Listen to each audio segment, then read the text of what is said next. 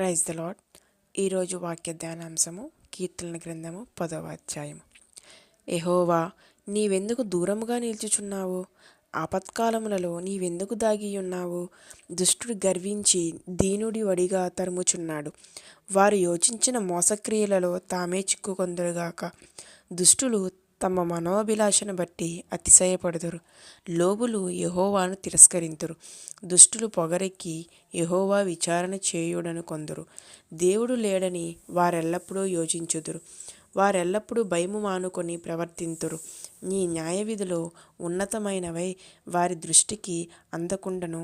వారు తమ శత్రువులందరినీ చూచి తిరస్కరింతురు. మేము కదల్చబడము, తరతరముల వరకు ఆపద చూడము అని వారు తమ హృదయములలో అనుకొందురు. వారి నోరు శాపముతోనూ కపటముతోనూ వంచనతోనూ నిండియున్నది. వారి నాలుక కింద చేటును పాపమును ఉన్నవి. తామున్న పల్లెలయందలి మాటుచోటులలో పొంచియుందురు.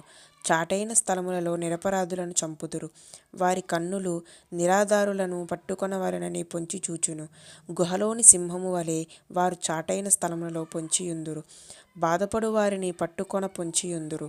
బాధపడు వారిని తమ వలలోనికి లాగి పట్టుకొందురు. కాగా నిరాధారులు నలిగి వంగుదురు. వారి బలాత్కారము వలన నిరాధారులు కూలుదురు. దేవుడు మరిచిపోయెను, ఆయన విముఖుడై ఎప్పుడునూ చూడకుండును అని వారు తమ హృదయములలో అనుకొందురు. యెహోవా, లెమ్ము. దేవా, బాధపడు వారిని మరువక నీ చెయ్యి ఎత్తుము. దుష్టులు దేవుని తృణీకరించుట ఎలా? నీవు విచారణ చేయవని వారు తమ హృదయములలో అనుకొనుట ఎలా? నీవు దీని చూచియున్నావు గదా. వారికి ప్రతీకారము చేయుటకై నీవు చేటును పగను కనిపెట్టి చూచుచున్నావు.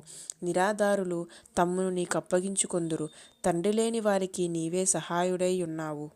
దుష్టుల భుజమును విరగగొట్టుము. చెడ్డవారి దుష్టత్వము ఏమీయూ కనబడకపోవు వరకు దానిని గూర్చి విచారణ చేయుము. యెహోవా నిరంతరము రాజైయున్నాడు. ఆయన దేశములో నుండి అన్యజనులు నశించిపోయిరి.